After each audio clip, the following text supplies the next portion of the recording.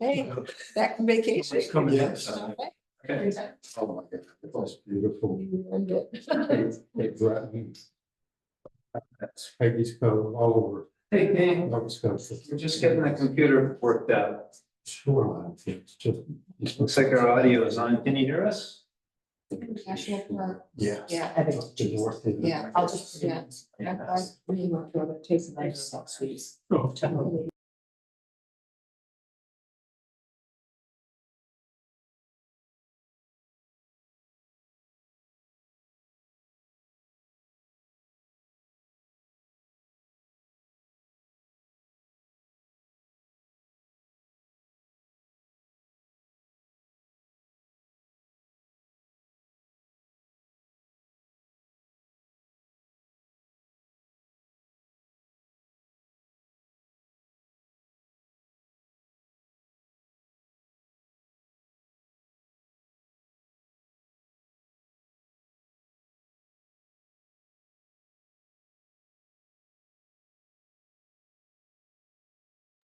On the trip, it was awesome, because we were near, we knew all of the place. Yeah, we read it at night in the tent. We took turns reading and totally. Probably can't see me. Oh, thanks. You're on mute. And yours as well. At some point, it's fun to tell.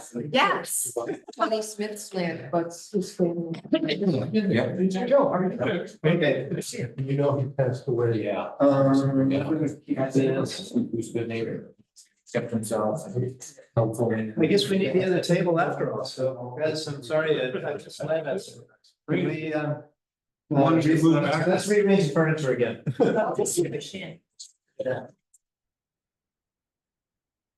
Or we can get rid of all the tables, step chairs.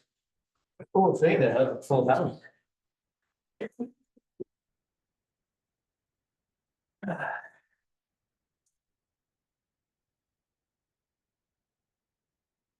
So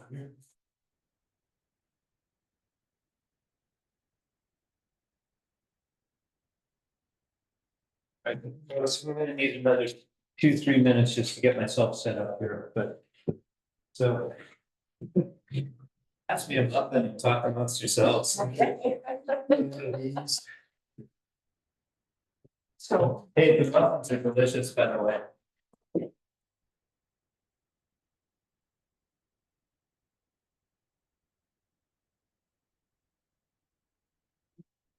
Stood out. It's not. It's not.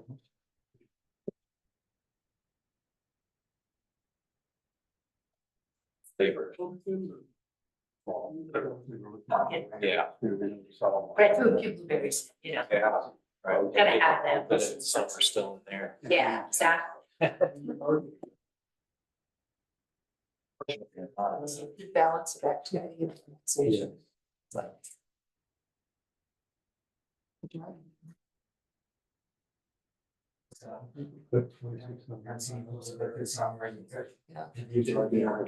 Still there. Oh, yeah. Not today. Well, it's an extra people. I agree with this.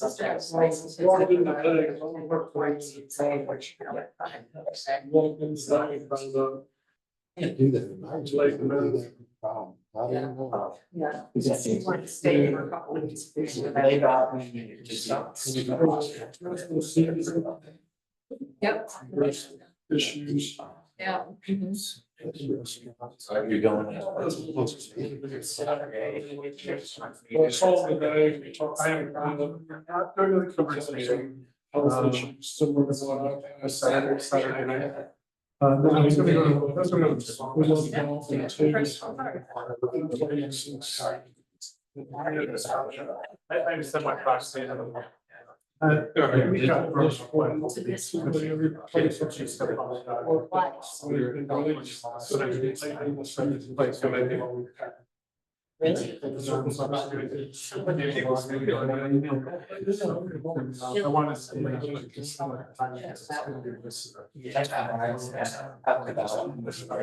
So I went to really young kids, feel their energy.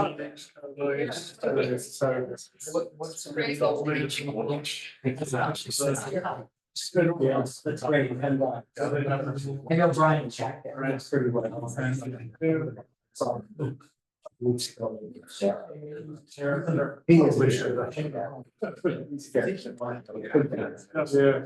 got some story here, just say. So. Well, he worked, that was his main career. He was permanent in the department. Yeah, it's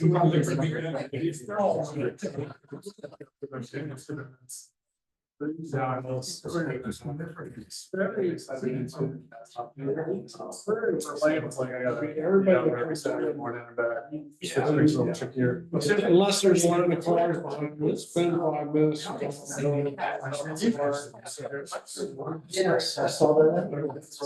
Yeah, right. Yeah, no, he's like in the back.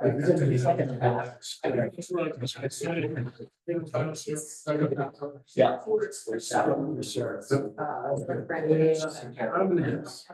I've been in walk the trails. And stuff, yeah. I have a feeling I might. I would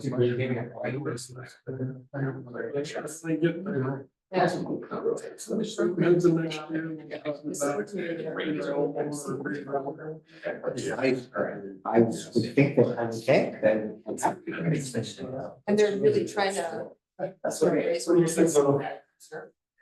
Well, I've been working throughout the summer.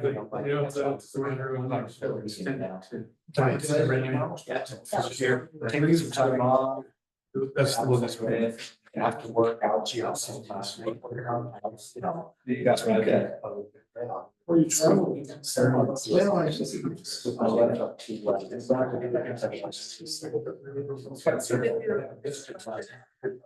Did you? Right, guys, let's get started. We're a few minutes in, but You know. I've never been. let's do this. Decided to head up on trip. So, Roger, thanks for sending out an agenda. Has everybody had a chance to look at it? See a couple nodding heads. Okay, a few head shakes. First order is if there's any amendments, so let me just quickly read off what we got. Organizational stuff, public comment, and then update from TPL. If there is much to say, but anyway, we'll get there. And then other new business. Okay, so the main thing tonight is, talking about our structure going forward. We officially are in a new mode because the land purchase has happened. So restructuring the committee. That's on the agenda. Trail building update. Hopefully Brooke will be able to join us. He may not. We'll see what happens. He's on the road. And then coordinating volunteers. So trail building. Invasive species. Discussion about what we're doing with them. Feedback from community barbecue. Planning future events. And just noting that I'm planning to lead a walk on Saturday. That's what we got. Is there anything else anybody wants to talk about? There were a few things that I noticed that I should have included in the agenda, but I didn't, but might be merged into these other topics. Okay. One of which was a request to talk about the celebration committee. Excellent, right? Yeah. Which can go into planning future events, but I want to make sure. Acknowledged it. And the other was who was doing the mystery mowing, which I think you've already solved. Yeah, the mystery mowing is solved. Yeah. In fact, I think the mystery mower was intending to be here tonight, but I don't see her. So we'll see. Maybe she'll be able to dial in. Unless that's her right there. Okay. So, yeah, the grand opening celebration, I think is exciting. We should. Track of that. Okay, anything else? In that case, next item is minutes from the last meeting. Anybody have comments? Anybody want to make a motion? I moved to approve the minutes last meeting. Motion on the floor. Second. Second, any discussion? Okay, all those in favor? Aye. Opposed? Abstentions? Right. Public comments? We're all, I mean, are we committee members or are we public at this point? I'm not seeing anybody who's not committee, so then, next thing on the list is, update from TPO. Yay! Thanks so much for all of your patience and the whole community's patience as we finally stumbled towards closing last week. You guys now own the forest, and Jack and Northern Rivers Land Trust has an easement. So a big, due to your committee's work, you guys have put in many, many, many hours, both in this room and out on the property. And we really appreciate that. We really love to see a forest designed by the community. And that is definitely true here. And we encourage you all to participate in the future as the forest changes, the uses change, as it becomes, more popular to community, and different issues will arise over time, and you're going to have different things to talk about. So I just wanted to congratulate you and thank you for everything you've done. It is really a special place, and it's been a pleasure to work with this community and with all of you. A little more kind of status reports. The actual soil cleanup of the pole is going to happen on September 30th. So they're going to be out there cleaning up some soil on the community forest and then following up with final reports and paperwork with DEC and all that. And then the community forest will be totally clean. So that's great. We'll add that soil management report to the stewardship plan, and we're kind of submitting all the final paperwork that both the town will have and the funders will have and Jack will have probably in about 3 weeks. What was the date again? Oh, go ahead. What was the date again? September 30th is the actual soil cleanup. Okay. And who's actually coordinating that? Is that is Stone or? Yeah, that's Stone Environmental. Yep.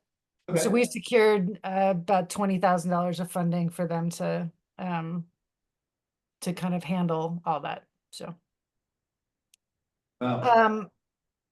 Rhoda connected with the original construction or person who constructed the bridge over across the Elmore Branch.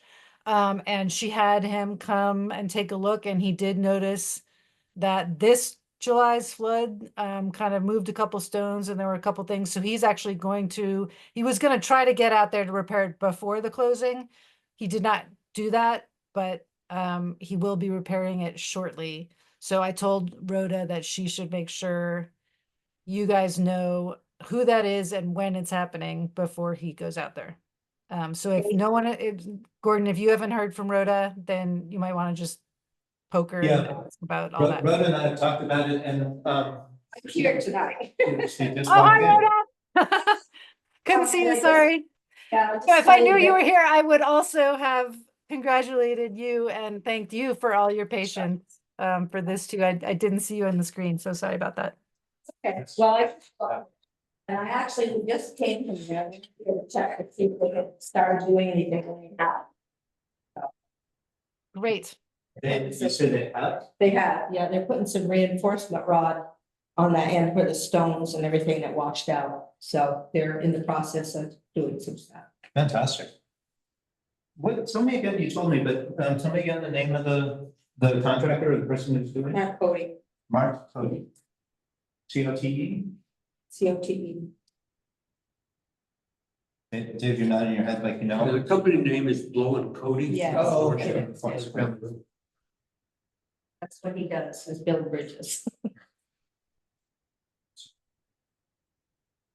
And so Right, TPL is going to stay involved through 3 kind of major things. One is the 1.9 acre lot that Rhoda still owns. We're working with Stone on kind of the soil cleanup plan for that 1.9 acres.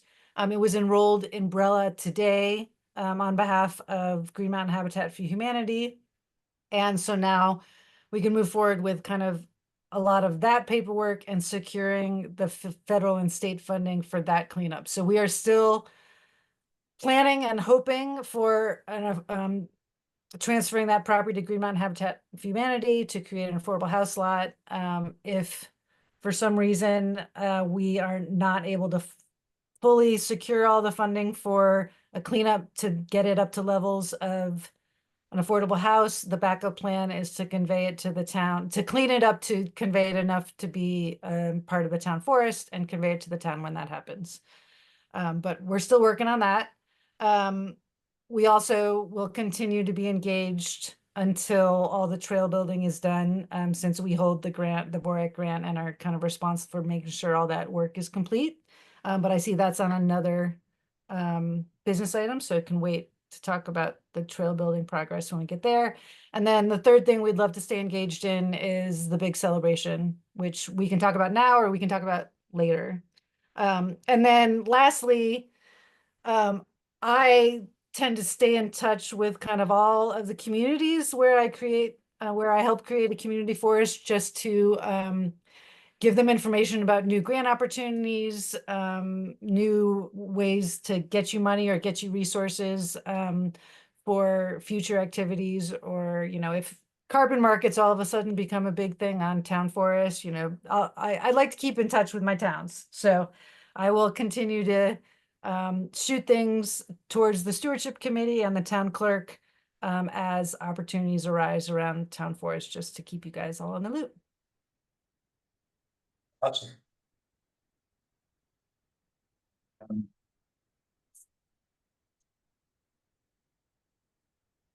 Kate, as part of the overall project, there's a endowment or fund set up for the ongoing stewardship. Yeah, so the town now has $37,500 in a special stewardship account. 25,000 of that was funds that TPL raised, and 12,500 of that was a donation from the Bourne family towards future management. So the town received a letter, and I actually should have sent that to you too, but I can send that tonight, which basically says, these funds are to be used only for activities on the forest. So, any management activities, any contractor you need to pay for, anything to kind of improve or manage the town forest. And it can be put in, a lot of towns usually put it into an interest-bearing account or, short-term CDs, and, have it grow until you need it. Because the Vorak funds are not only paying for the trail easements, but also for 2 parking lots and signage, 2 kiosks. So, that's gonna be taken care of. So if it's for other future uses. I'm sorry, I missed, you said 25,000 raised by TPL and 10,000 by who? 12,500 was donated from the Bourne family Oh, got it. Okay. association who sold the other property. Thank you, I just want to make sure I had it.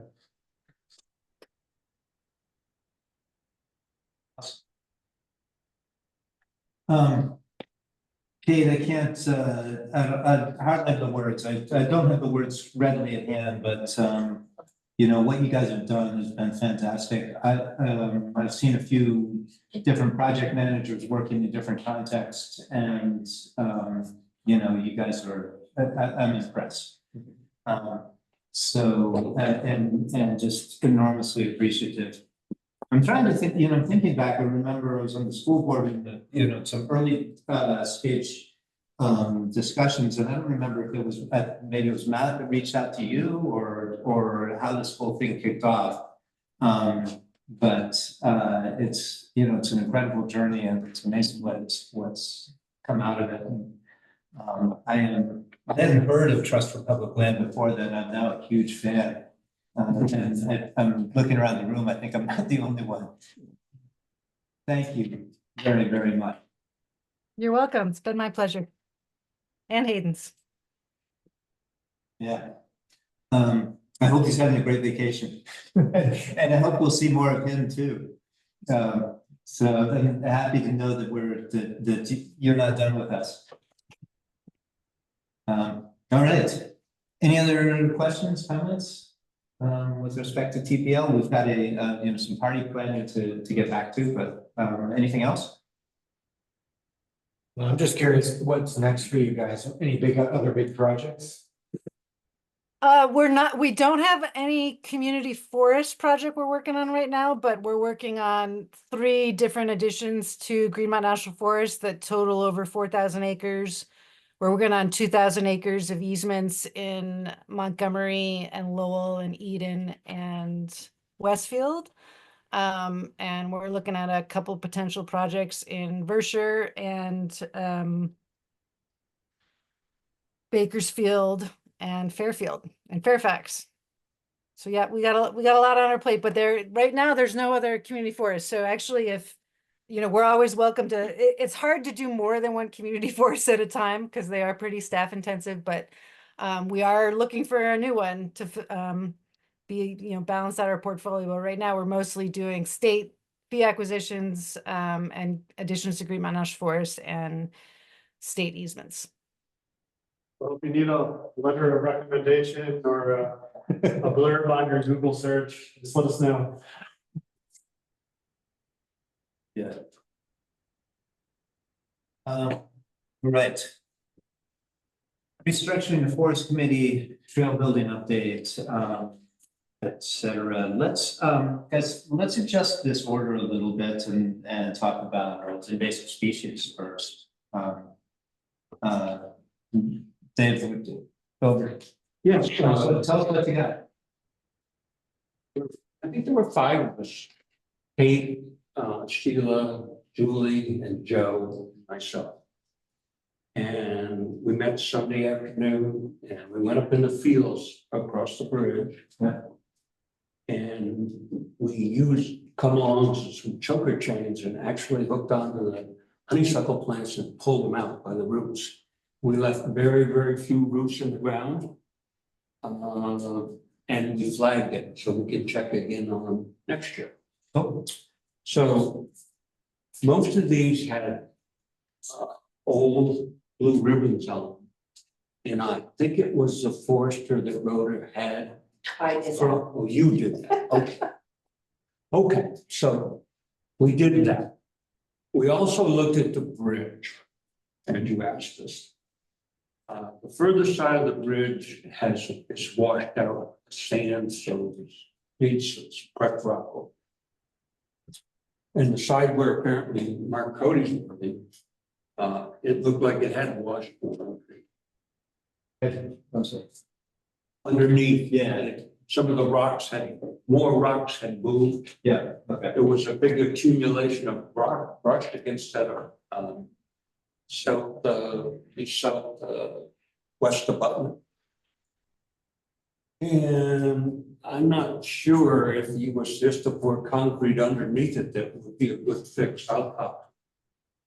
Because that just makes more target for future floods. There's ways to actually support that bridge abutment from behind it, which would free up, it would leave the waterway at full size rather than close it up. So I'm going to talk to Mark about that. And if he wants, he can talk to the engineer. So I'm going to follow through with that. Okay. We also have another meeting planned on Sunday at 1 o'clock. I've talked to Emily Potter. We're going to see if we can find and pull out some honeysuckle south of the school. I know where one of them are. There's a couple others that we're going to find with a little luck. So that's our plan for Sunday. How many did you pull? Sorry, okay, how many did you pull before? Pardon me? How many did you pull before? 6 or 7. Yeah. There's actually one more that we know about, and I know there's a couple more, and Emily gave me some hints about where they were. And I think they're on our map, but they're awful hard to see. So. And there's one other thing we're gonna do Sunday, where they're gonna build that parking lot up by the bridge. There's maybe 10 or 20 really nice yellow daylilies that are gonna get destroyed by the parking lot. So Sunday afternoon, myself and anybody else who wants to join me, we're gonna dig some of them up. Because they're really beautiful. Anyway, that's my Also report. D-Long. That red D-Long, I've got some of that, I'm not getting some more and I have. So anybody wants to plant Sunday afternoon, join us. Maybe about 3 at the bridge.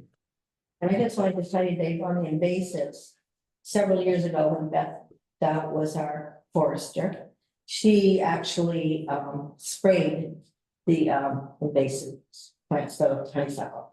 Okay, A lot of it up in that field, and she did some over here too. okay. Because it was a huge bush down in this field. Huge. I think that was the mother of them all.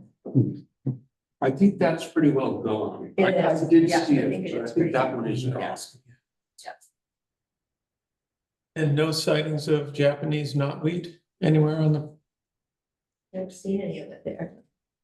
I wouldn't be Yeah, surprised. aspects of it.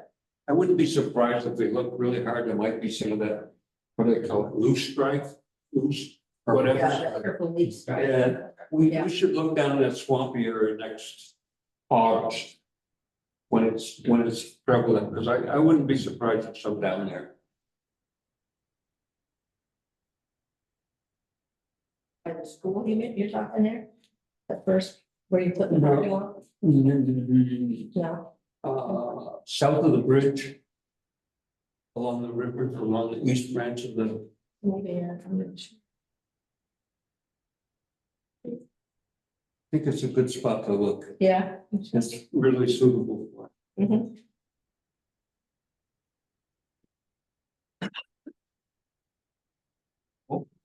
Awesome. Any questions? Any comments? No? Okay. Let's go to feedback from community barbecue. Now, most people seemed interested in eating and listening to the band, but didn't have any real conversations with anybody. we're excited. Oh, fantastic. Okay, maybe we'll switch over. Did you have any conversations or anybody else have anything about the barbecue? People were just very excited to have the forest and in the town ownership and looking forward to the trails. That's very nice. Yeah, I can turn out. Yeah. It's a good turn. most people were, as I say, eating and stuff and didn't really want to talk about the things. Maybe everybody was like just in holding their breath about the wastewater vote too. Cool. All right. Brooke, welcome. I don't know if you can see everybody who's here and you know, stuff online. But we got the full committee mostly in the room with Maxfield online and also Kate Warner with us online and Sheila's here also online. So and it's a perfect time to cut into the agenda item of a trail building update. Hey, okay, sounds great. Yeah, tell Jim, go ahead. I'll stop talking. It's all yours. Tell us what you're up to. okay, sure. We started on the school property and we did the corridor clearing for that trail. And we haven't started any construction yet. We're finishing another project and getting ready to head there relatively soon. And then I've been doing more final design and flagging on the Newtown property. So preparing to start corridor clearing on that. And yeah, just making sure all the lines are connected and we're avoiding the wetland buffers and things like that, just getting ready. We're probably going to be able to start, I would say, next week or the week after with the corridor clearing on some of the town forest trails. So yeah, from our perspective, the timing's working out pretty well and we're getting ready to start over there. when you say flagging well, flagging, what are you putting up for flagging? I was actually walking out there last night and, you know, see a lot of different things. So, part of what I'm asking for is, what should people watch out for? Is there stuff that you guys are doing that, we might, you know, might get disrupted by somebody or, you know, that we should be looking for? And also just what's it look like?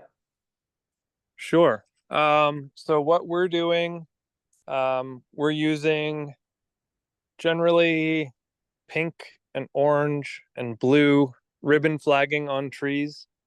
And I noticed there's some new pink flagging for, I'm assuming, the wastewater system that appeared recently on the road trail leading up from the parking lot. So it's a little confusing in that area with some overlap between ours and the new stuff. But we're also using pin flags to more precisely delineate the trail location. So you'll see some little metal pin flags, and that's kind of the step we do before we're ready to do the tree cutting and get ready to start construction so that we maintain a clear location of the trail. And then further up, I've been working on the bike climbing trail, and the hiking trail is mostly already flagged, and it's pretty dense up there. So I'm just flagging on trees and not doing the pin flags. And that's where I saw the new trail connection and I guess the mowing that Rhoda was doing. So not too much to worry about disturbing in terms of our flagging. I mean, as long as people aren't pulling things up, there's not much to be concerned about. Awesome. Yeah. Anything anything you would want us to share with the community or publicize, or, you know, can people come and walk around and look at what you're doing, or would you rather have people kind of, you know, stay out of the area while you're working there? Yeah, it's nice to not have extra visitors until we're a little further along. So, I mean, I wouldn't discourage it, but I don't think it's really helpful to like promote it that we want people to come see what's happening. There's just not a lot to see. And then eventually there's going to be little stumps at about ankle height that are more of a tripping hazard until things are built. So from our perspective, it's nice to just kind of do our thing till it's a little closer. But yeah, not to say don't let people know what's happening. But yeah, like visitors are fine, but it's easier if we can just kind of go about our business. Cool. So it sounds like answer questions, but don't make announcements. Yeah, exactly. Yeah. And if regarding volunteers and stuff, I've been thinking that smaller groups are going to be better than large groups, just so we're not kind of trampling unnecessarily to get out of people's way. And so at the last meeting we attended, there were a number of forest committee members that showed interest. And if any of those folks you all want to get involved, that would be awesome. But in terms of like doing a big promoted volunteer work day, at this point, I think it's going to be easy enough to tackle between our crew and a few volunteers.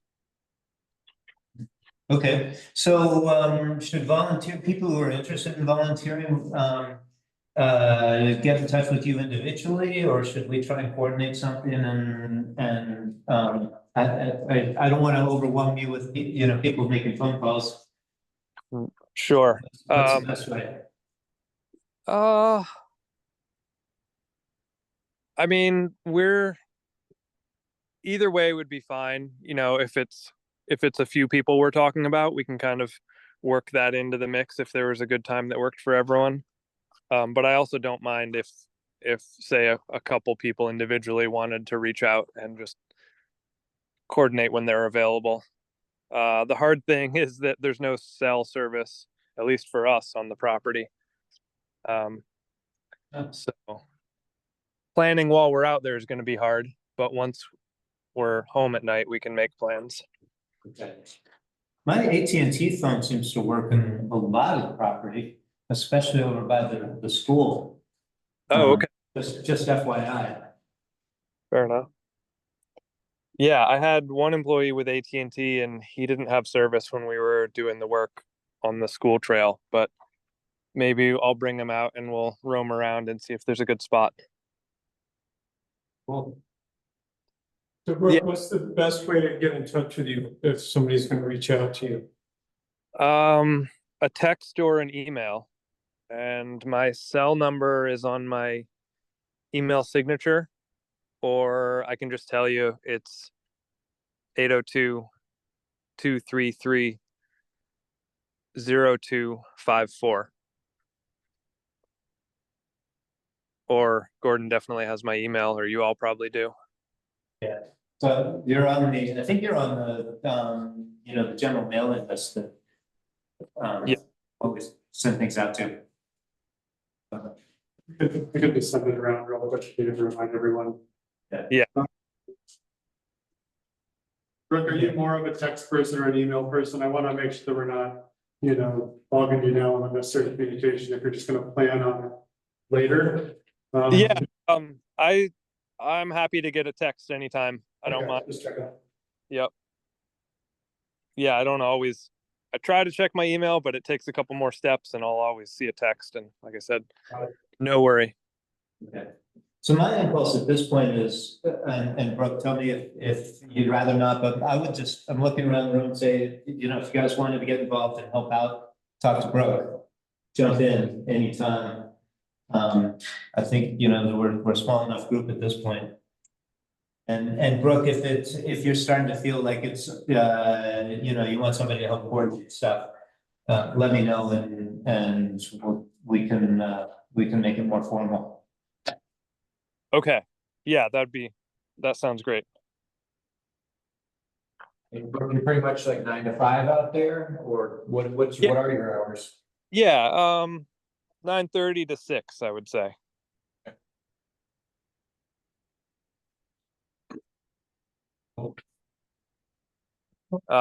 But also I'll email the group when we know when we're actually going to start. We're kind of wrapping up a project in Waterbury with a undetermined finish date. But I'll let people know like sort of the first day that we'd be ready for help. Fantastic. So you said before, probably starting next week or the week after. Right. So depending if Waterbury goes well, you might be out there before the end of next week. Yes. Cool. Yeah, once, if you could just let us know, when you expect to get there, just, shoot an email to the group. If it's gonna be Thursday or Friday or Monday or Tuesday, whatever it is, that would be awesome. Okay. Yeah. Sounds good. Sweet. Brooke, what kind of equipment will you be using and how big is your trail crew? Our trail crew is 5 people. We're often spread between 2 projects. So we're not all on one property at the same time necessarily. And to begin with, we're just going to be using chainsaws and cutting small trees and fallen logs and stuff like that. So the initial step is going to be kind of just cutting and clearing what's there a little bit further. And then eventually we're going to use mini excavators that are about 3 feet wide for like the trail, the connector trail leading to the southern property, kind of the traversing trail. But the mountain bike trail and the hiking trail, those loops and the little connectors are going to be all hand built. So no equipment. The entrance trail from the parking lot leading up to where things fork off, that's going to be built with a mini excavator. But yeah, for now, the first step is just going to be kind of getting the corridors cleared. And the reason I ask is, if the public starts showing up there and you've got chainsaws going and excavators, it's a little bit of a situation there you might want to avoid. Yeah, yeah. Just something to think about. Right. Yeah, Yeah. I mean, that's one of the reasons we like to just get going, but not have much fanfare about the construction starting, so that it's not like drawing a crowd. But yeah, maybe some notice for however you guys want to distribute information about work happening.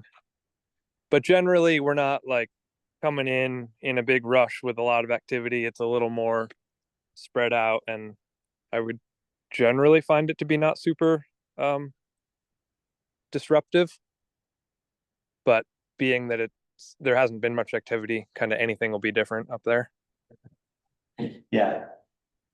Well, maybe everybody will think it's just Rhoda and her tractor doing the mowing like she has been. Yeah. Okay, we cool. we do have a sign that we could put up as well that would say like trail construction in progress, depending on if that's something we'd want to do. I mean, you guys do this in, all over the place in other towns. My instinct is you probably know how to handle all of it, so, but I'm not gonna try and tell you how to. Sure. If there's anything we can do to help, anything you want us to know or communication stuff, absolutely, we're here to, make it go as smoothly as possible. Anything we can do to help, so, anything else we should know or any other questions, Roger?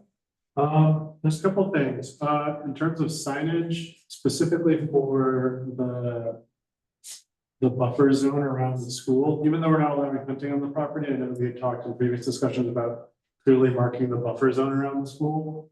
So that information is up, but also signage, that we want to use to, identify, or at least like direct people away from sensitive areas in the forest. I think that those are things that would benefit getting them up early on in the process. I'm just not quite sure if those are covered under the sinuosity contract, or if it's something that we have to pull from the management budget and try to figure out if we get those. Yeah, that's an interesting question. I've been thinking it's more management, but Brooke or Kate, do you want to comment on what's the scope of signage that's covered by the VORIC grant? Yeah, my understanding is that it's signage for navigation on finished trails. Okay. I wasn't planning on much more beyond that. That makes sense to me. Yep, as well. I figured too, but I didn't know, I didn't want to make sure I didn't miss something in the soup. Yeah. And then the VORAC money also covers 2 kiosks at the parking lots that kind of have a map of the whole property and kind of information about rules about what can and can't be done on property. Okay. Brooke, do you guys customarily do kiosks and stuff? I know Maxfield is with us. He and his high school classes at Hazen have been building kiosks, I think for the Hardwick Town Forest and other places. So Brooke, are you guys considering that in your scope? Is that just part of the menu or what do you think? I mean, I'd be happy to work with Maxfield and the students on it. We have built one. I have worked with another company that built one, and I know that there's ones available to purchase. But if we want to make it a local school project, I think that would be pretty cool. So yeah, when that'll definitely be a later on, but if we wanted to have a discussion about size and etc., I think that would be neat. Cool. I think I see Maxfield still in the little screen over there. Yeah. Anything, did you want to add anything to that, Max? No, I mean, we did two for the Hardwick trails. One of them at the trailhead, if you go behind the school, kind of by the shipping containers, that's one that we built. And then the other one is all constructed. They're just deciding the final location. It's going to be where the LVRT connects to the Hardwick trails. The trails committee has to decide where it's going to go up, but the committee did look at, I forget, it's a Vermont company that makes them, and I think they were over $2,000 a piece, and we built it for much less than that. We did have a donation of black locust that we had delivered up to the tech center, and we milled them in the sawmill for the posts, and then the rest of the lumber came from P&R. Cool. So, community building and budget conscious. So I'll let you guys coordinate. You guys know how to get in touch with each other and can take it from here. Yeah, that sounds great. Awesome. Anything else? Sinuosity, Brooke, I think you're on the road, right? Or waiting to get back on the road? Yeah, getting ready to get on the road. So, yeah, not much else from my end. Hey, Brooke, in terms of the planning for the party, are you still thinking you probably can get everything done by the end of June next summer? Is that, or is it more towards July? Depends on the weather, I know. Pretty hard to say. Okay. I mean, we can put a target and do our best. Yeah. All right, what would be a safe date to like plan for a party? Right. Probably sometime in July should be pretty safe. Great, thanks. Yeah, totally. The weather might be more reliable in September, but Sure. yeah, we have some, we don't have to settle that at just this moment. Yeah, not July 13th. Joke. Right. I'm just curious, when you say corridor clearing, that's your first phase, that's basically just like moving brush, you're not cutting anything yet, or I was just curious about that.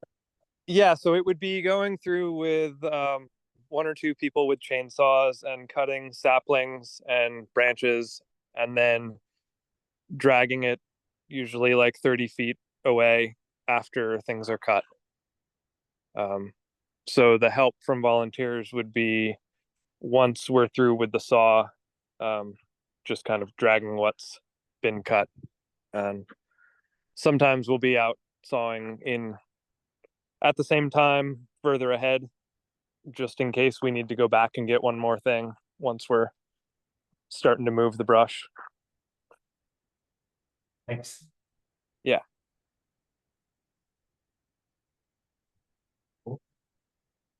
Yeah. Anything else? Fantastic. Brooke, thank you for making time for us. And I guess, another item on our agenda is restructuring the forest committee, and a bigger topic than what that into it all right now, but probably will still be continuing a regular cadence of meetings. Second Thursday seems to work pretty well. It'd be fantastic while you guys are working out there, if you wouldn't mind dropping in for a 10-minute Zoom conversation like this, just to kind of let us hear about what you've been up to. Yeah, sure. We can definitely do that. Yeah, that would be awesome. Yep. Cool. Sounds good. Well, thank you all. And yeah, I'll definitely be in touch. And like I said, reach out to me, anyone that wants to be involved.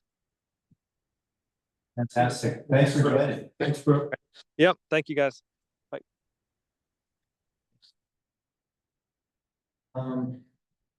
So, let's talk about restructuring the forest committee, and then the other item is future events. And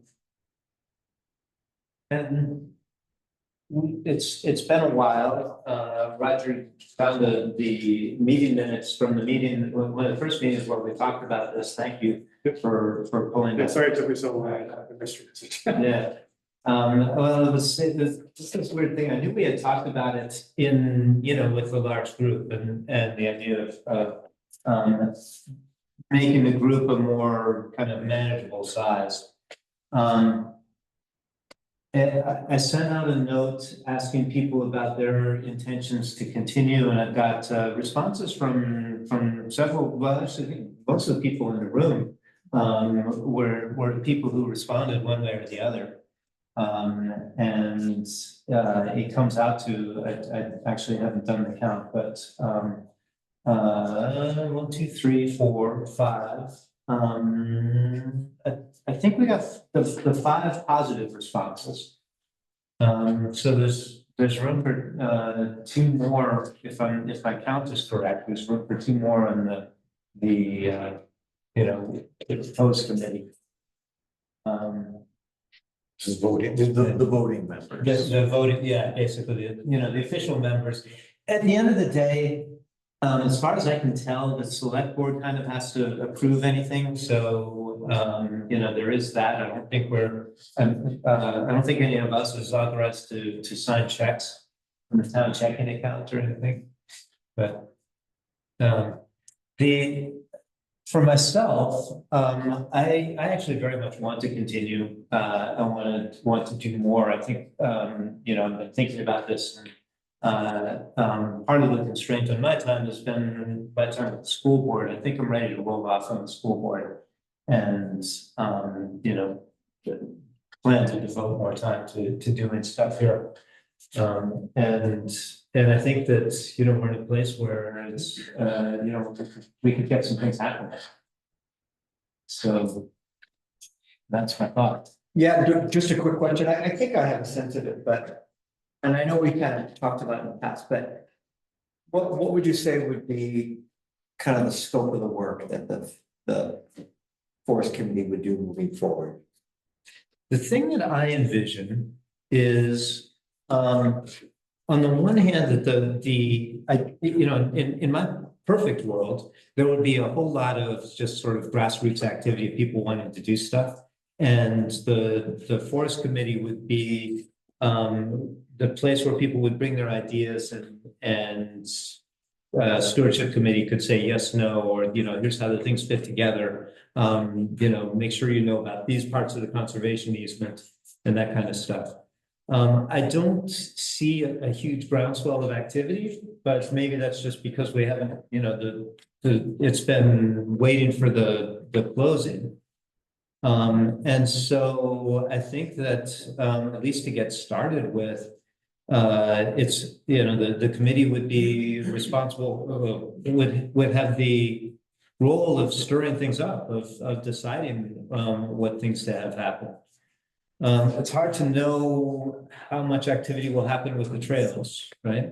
So, okay, now that's helpful. So here's a more specific question, and I think we talked a little bit about it, but so what would be maybe I'll use the term kind of regulatory sort of nature of this committee moving forward, because I think we agreed the management plan would evolve and change, et cetera. So, yeah, what would that look like? What would the regulatory? Well, that may not be the right term, but Yeah. I don't know if anyone kind of remembers. Well, my understanding or thought would be that, new ideas might surface in the community about, we have this forest and we want to do this, or we think anyway.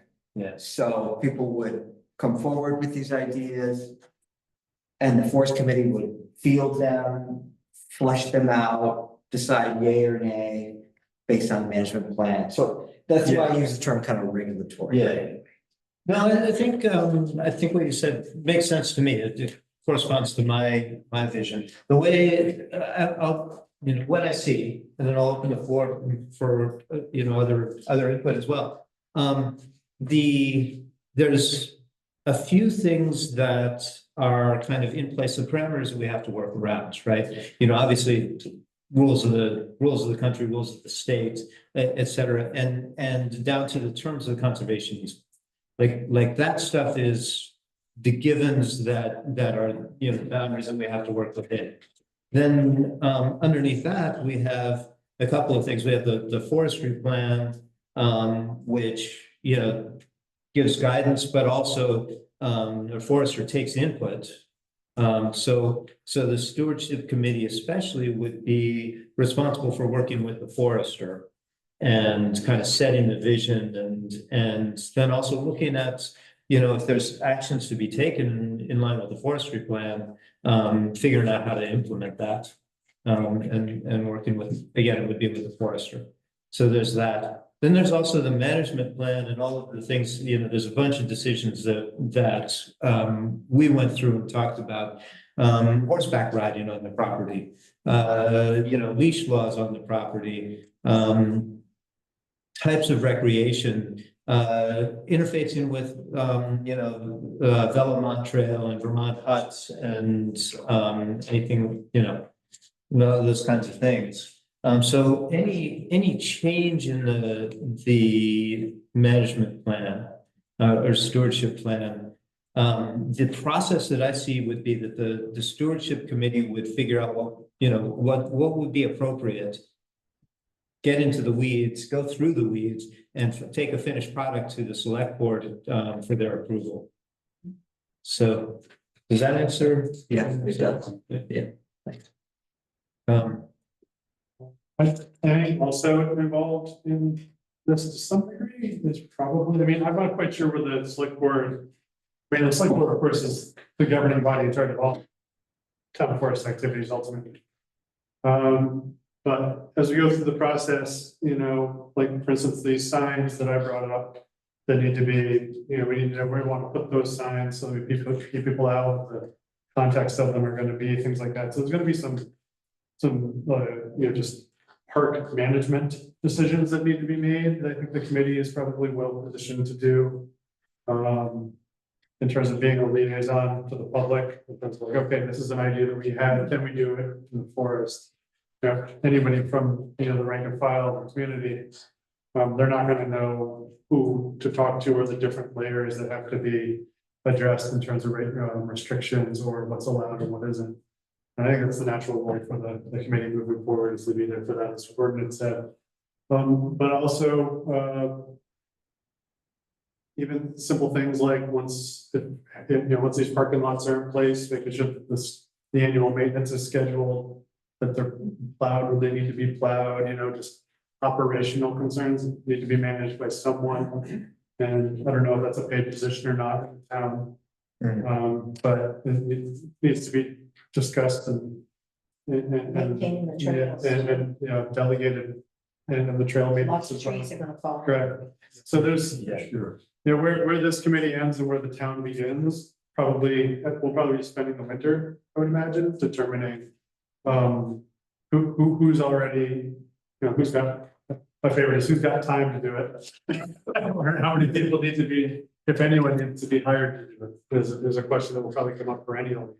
I can tell you how Long Trail does it. Mhm. People that belong to Long Trail, they have a section that they maintain. Correct. And so every year they have trail work.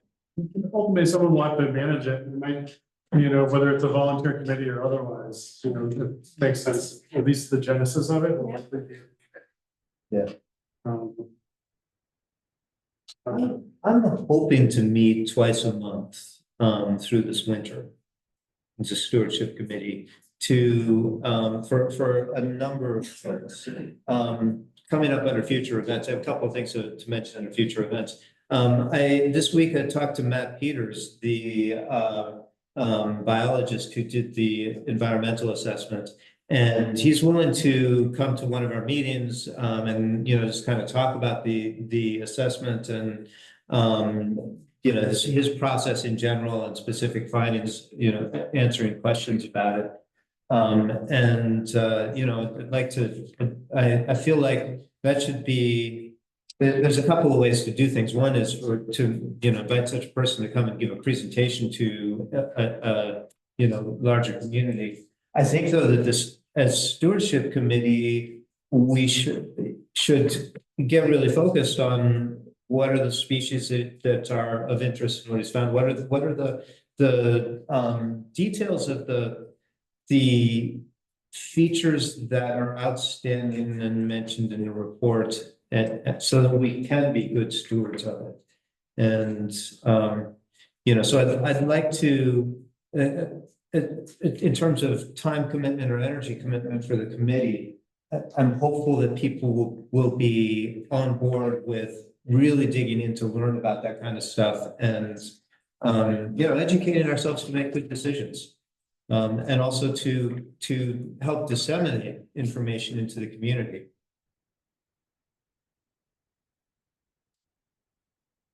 That's part of my vision for it.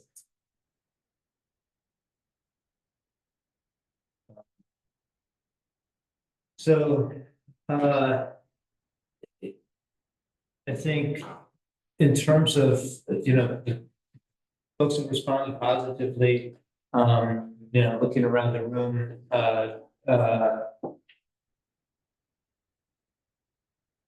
but so let's just think for a moment. I hope people don't mind. People who responded to me personally, I'll just name names and share the responses essentially. And frankly, the people that aren't in the room that were technically on the committee didn't respond to my email either. So Kelly and Gilly, I know you guys want to continue. Gabe wanted to continue. Gabe, I don't remember if you did respond or not. I don't recall getting the email, but I would like to continue. Okay, fantastic. I'm wanting to continue. DJ, you were interested in doing trail work, but not necessarily being on the.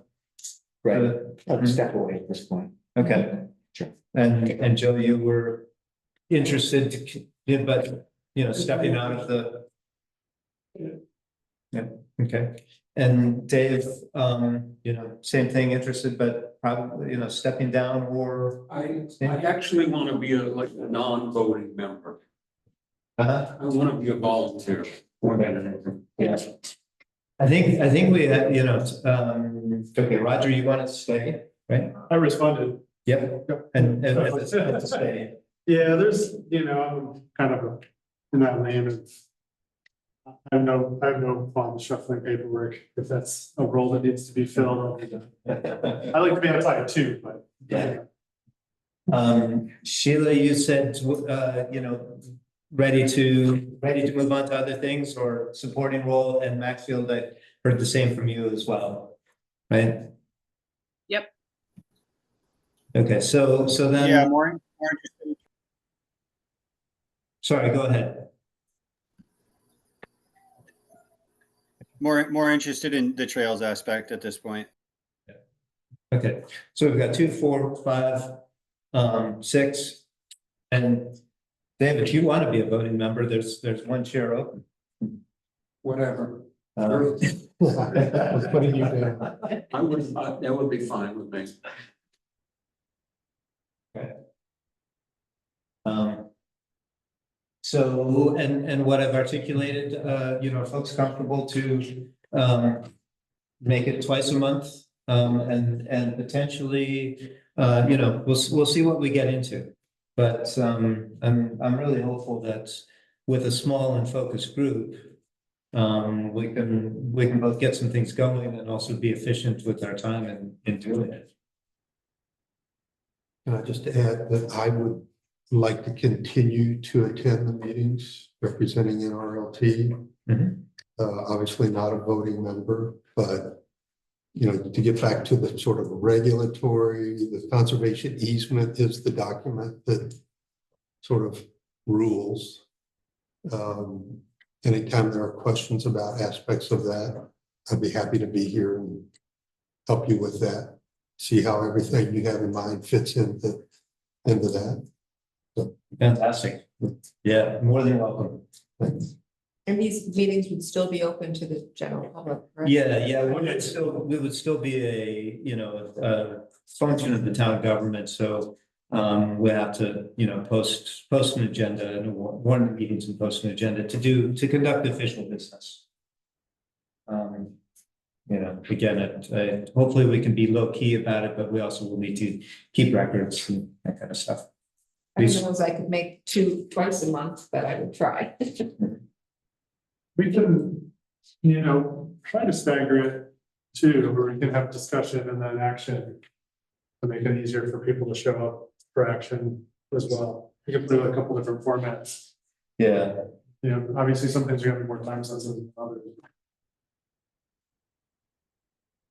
So will we, will this sort of quote unquote new committee, are we gonna, like the next meeting? So this is basically gonna be our last meeting in this format, and then we're gonna shift to the other. Yeah.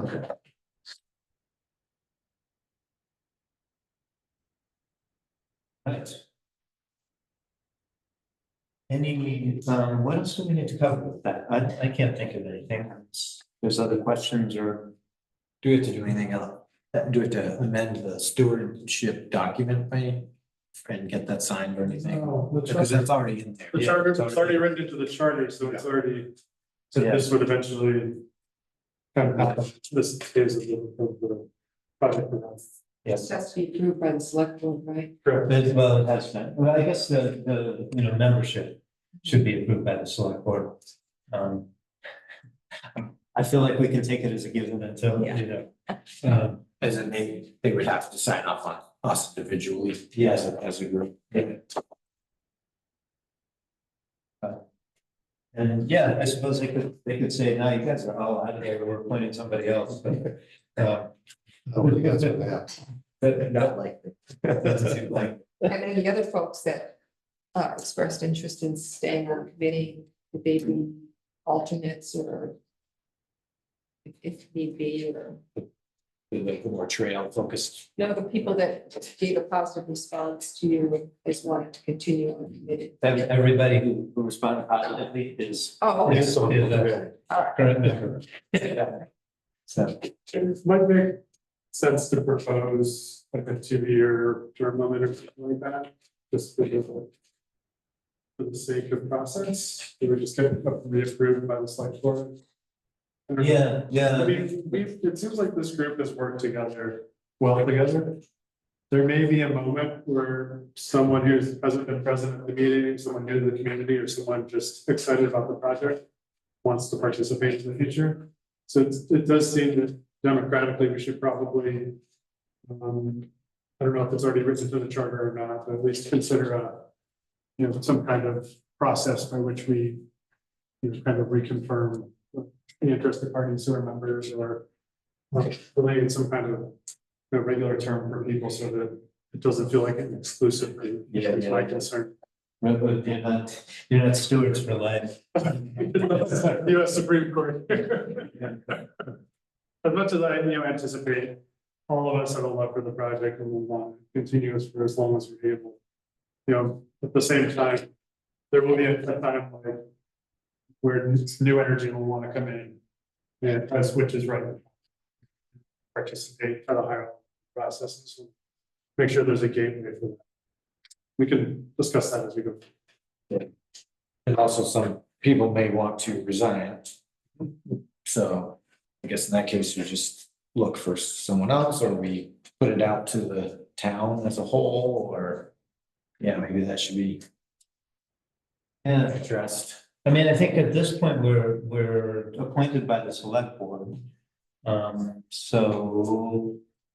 The select board, it's probably best if we come up with a process or a recommendation and they get to, say yes or fix it rather than asking them to, totally come up with something. So. That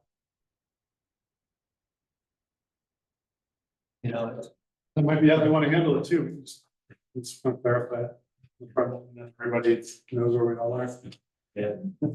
Well, I don't want to be on the committee, but I'd like to come once in a while. Yeah, Well, and it's, you know, so of course it will be public meetings. Yes. And, you know, if we need to, we could go into executive session for things or have such a meeting, but, and I struggle to think of what scenario would require a forest stewardship committee to go into executive session. Can I ask, do you guys have a register now or? Emily Potter, the county She's gonna be forester, your is, Yeah. you know, I think it's part of her job description, actually, Yeah, I think so. to do the forestry work for that. And she's been actually really excited, you know, likes the project. Yeah. So, There's actually hazelnuts up there. fantastic. They didn't produce this year though. Did you plant them? No, Oh, wow. no, actually, do you know Nancy Allen? She's on the CS, I think it is. She came up one time because we had some erosion and stuff and she pointed that out to me. I said, I didn't know I had hazelnuts. Yeah. So it was kind of neat. The trees or shrubs? They're tree, well, they're like a tree, but they're not big. They're bushes more. Like bushes. I've seen Chapman Fields. Yeah, deer do too. I don't see. Not I don't see invasive. deer this year. They just produce.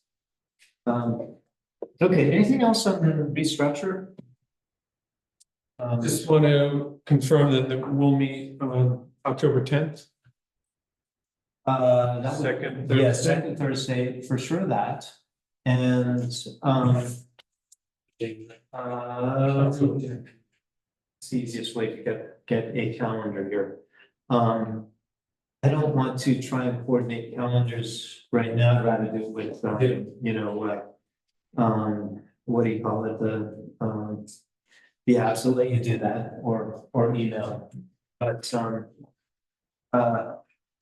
yeah, try to let them meeting before then as well, like, but getting into a twice a month cadence rather than once a month cadence. Will that work for you guys? It's a bit aggressive, but I'm being honest, it's a bit aggressive. It's almost. I mean. In certain months, it's not gonna be realistic, November, December, I mean, Yeah, it's really sure. not. I think maybe Yeah. discuss it at that, whatever next meeting. Yeah. Maybe we can kind of iron out some of those. That makes sense. I mean, it's a question of how much we want to actually try and do, you know, do we want, I would like to be able to organize events, host events, like informational events for people. I'd like to have walks and stuff like that, you know, I think that there is, I'm aware of some things about potentially reviewing the forest management plan, that I think, you know, merits some discussion. I think that, you know, there's an awful lot of the forest that is not in scope and sinuosity's trail building plan, and it's, talking about what to do. You know, if we want to do anything about it, I think there's a whole lot of stuff that we can talk about and things that we can get going. That would be, you know, would be fun to do, actually. You know, I don't want to squash anybody's holiday plans, but to me, it sounds like a holiday, actually. Are we coming from school board meeting to this meeting? I imagine it's probably a nice transition. You've been doing those meetings. Yeah. It's fun committee. We have one more budget season to get through in the school board. I might not make it through another budget season. It's a heavy lift, I know. Yeah. How many years have you been on the school board? That long. Yeah, it's 7, I guess. Right. Yeah. It's a good push. Okay. So, one more item under new business then is, planning future events. I already mentioned, you know, discussion with Mark Peters, and, he is busy in the field, well, you know, well, it's possible and easy to do field work. And would like to probably come talk to us in November, was what he said. So, Not to set a date right now, but just to say that, deep dive conversation with Mark, sometime in the, November, December timeframe. Who is this again? Maybe that's- Matt Peters, yeah, Yeah. Peters, yeah. It's gonna be a wealth of information for us. Yeah. He already has been. It's a good, and the wonderful thing is he lives in Woodbury. So, yeah, it's just over the hill. Will that be posted so the public can join in? I think, my view is I'd like to have probably 2 meetings with him. I don't, and this may, deeper dive discussion. He says he's willing to volunteer, a meeting or so. For us, for the, Educating the Stewardship Committee, any kind of public presentation or something larger scope, especially something he would have to prepare for. He would consider that as professional services, which I, tend to encourage him to do that, I think. But we might consider engaging him for some professional services, to, make a public presentation about this stuff. That's something I want to talk to him more about, actually have a small scale conversation and decide amongst ourselves with his input, what's the best, what information do we want to really present publicly? And what format is going to be the best way to do that? Sorry, what's his specialty? It's thoughts. Okay. He did the psychological assessment Yeah. of the property. Oh, right.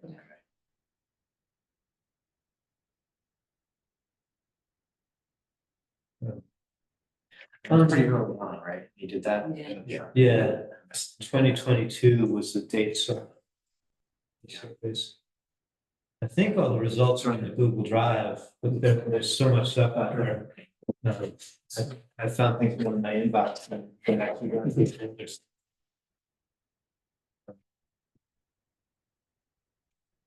There's another future event that I would like to plan actually. And that is a small group event.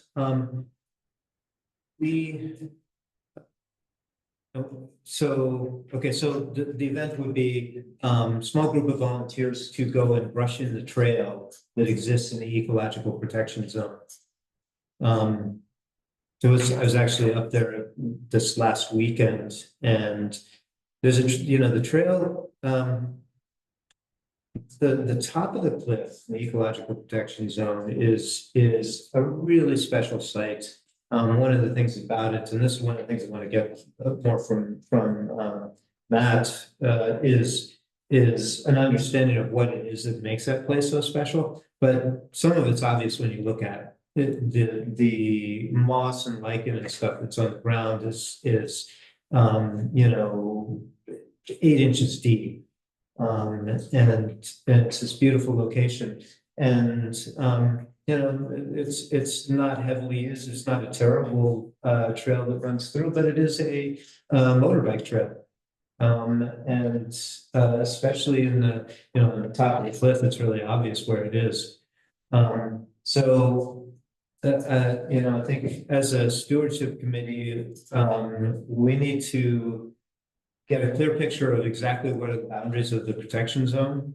And try and consider a buffer around it, and making access points into it.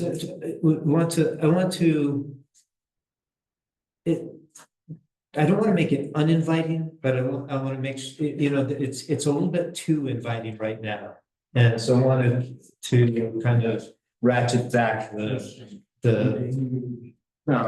inviting quality of it.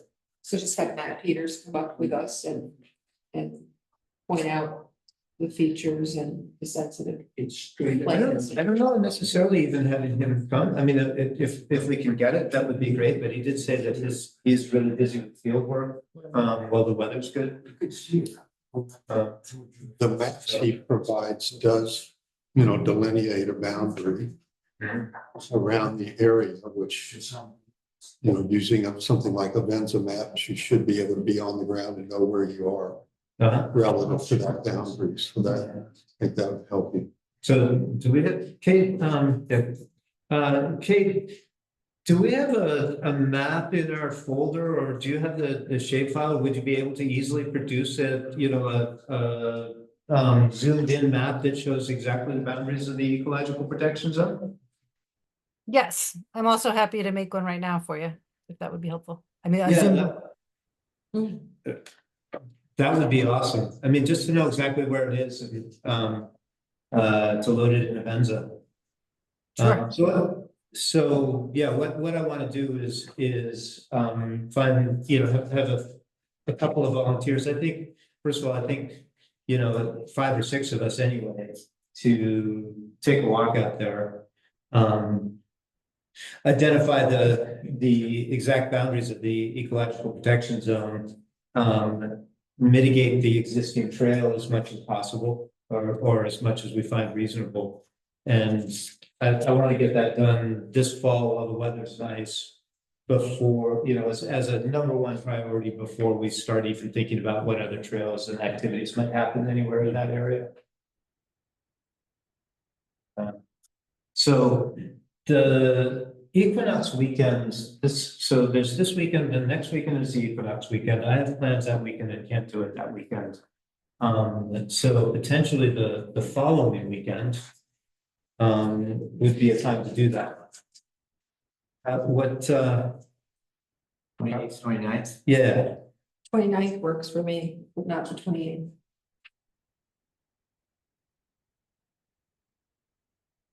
Is it on a Saturday or Sunday? Saturday is the 28th. Sunday the 29th. Okay, not for you guys. We're not, like, we're not available the 28th, the 5th, or the 12th. So you have to, yeah. But both Saturday and Sunday? Because, okay, Hiking season. I mean, this is like. Yeah, but we'll be out in. You're traveling. So Yeah, we're gone. yeah, you got plans already. Yeah, we're yeah. gone.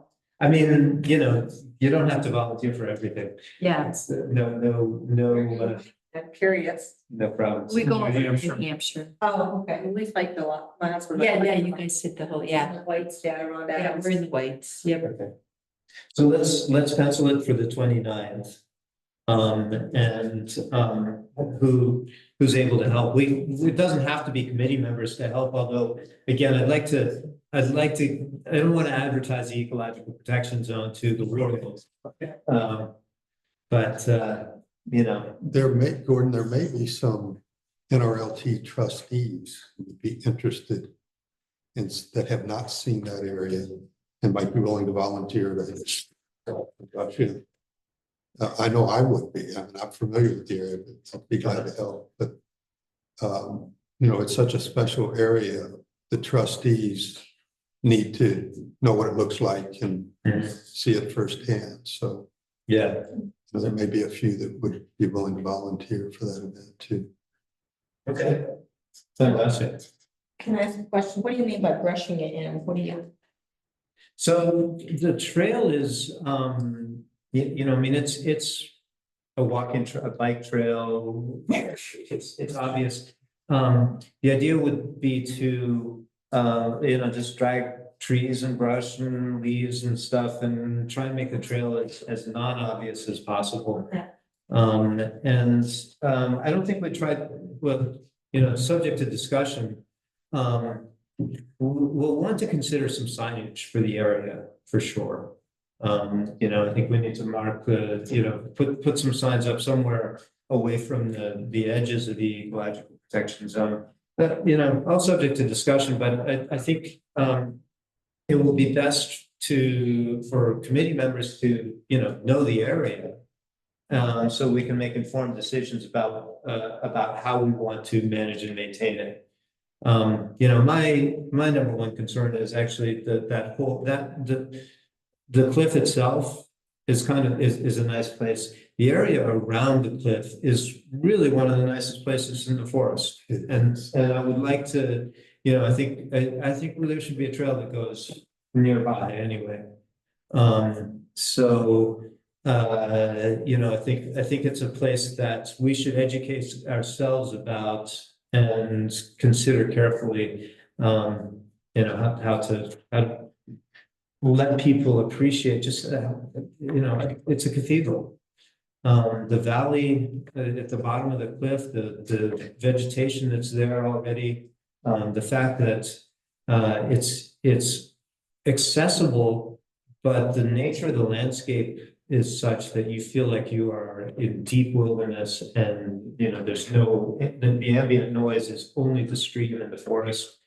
It would be a shame not to, a shame to try and keep it all closed. That's on the board's property? Yeah, Trying to think where it is, but I've never really been on a lot of the board's property. We've been up to it, but I know there's some places that are kind of, now that I think about it, are kind of ledgy, but I'm not sure if I've ever seen them. well, so right across from your driveway. Yeah. Right, and there's the landowners with Wadles, right, that own the property right across from your driveway. They have 100-acre piece there. Yeah. And it goes up, there's a hillside, it goes up to the top. That is a really narrow ridge. Okay. At the top. Yeah. And it drops off again on the other side into this valley. And so there's like these there's that valley and another valley coming from the other side that come together, and a little brook flows out and comes out by Kearney Road. Yeah. And so it's a 5-minute walk from the houses on the Kearney Road, but it feels like you're in the middle of like really deep wilderness. So where are you going to meet when you do this walk? Well, to be determined. Gordon, I'd be willing to help. The 29th is a day I can't do it. Okay. So if no one else jumps in and you want to do it on the 28th, I can do it. Because my daughter has her symphony practice in the morning in Montpelier, so it would be a later start of the day. Okay. I'm also available, I work from home, so I'm pretty much available any day except the 20th. Okay. I'll be out of town. Okay. Well, that's, Jack, if you can coordinate with, look for volunteers from the NRLT. We're meeting on the 22nd, 23rd, I think, so Okay. I'll mention it then, see who might be available. Okay. I'll try to go with this. I'd like to go. Okay. I haven't been up there forever now. So, tentative plan, and again, it's not the only time to have things happening up there, but again, I'd like to move that one along. It's gonna be pretty good. Okay. So that's what I have in mind for the moment for future events. Anything else? Anybody wants to add? I've got some projects. All right. I'd like to do some brush hogging out around the fields. I talked to Emily Potter. And we thought we'd leave a soft edge along the western side of the fields. The eastern side, which is closest to the Elmore Branch, maybe not so much. But it's terrible walking up Oh, there yeah, now. those fields are just full of berry bushes. We followed bear trails where they've been eating berries to get through there. That's how you get through there now. I'd like to wait a week or so until the goldenrod is frosted and gone, because there's still bees up there. But that's what I'd like to do. And that's I'm just doing it as a volunteer. There'd be no charges, period. We also talked about doing a little work up around that small field south of the school. That's gonna be held off until they're done on that work. They're gonna start on September 30th. But we're gonna brush hog part of it, just part of it. We wanted to. This is all up for Mhm. discussion. Yeah, I think we need to cut the brush on that dam or that pond we're gonna go look at one of these days. yeah, that's coming up, Saturday, any, Yes. well, Okay. that's a destination I have in mind for Saturday.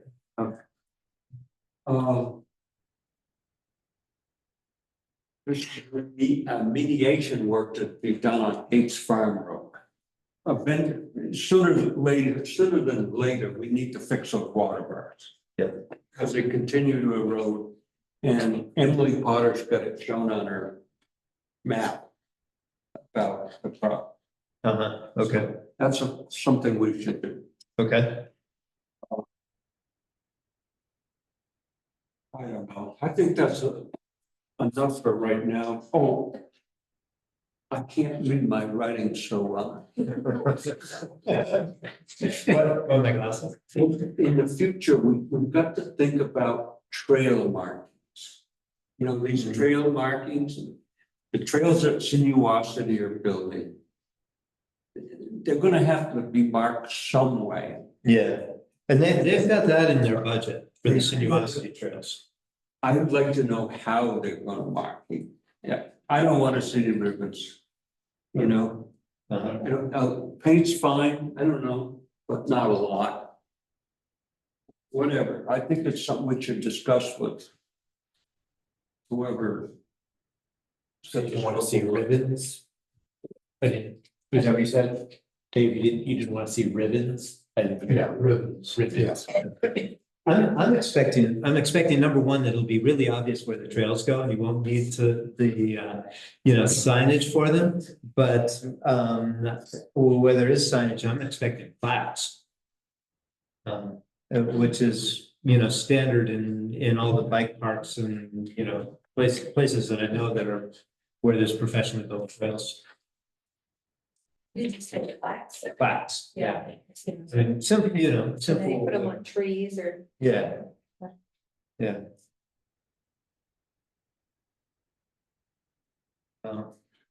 Awesome. And Roger, I saw you taking notes, so.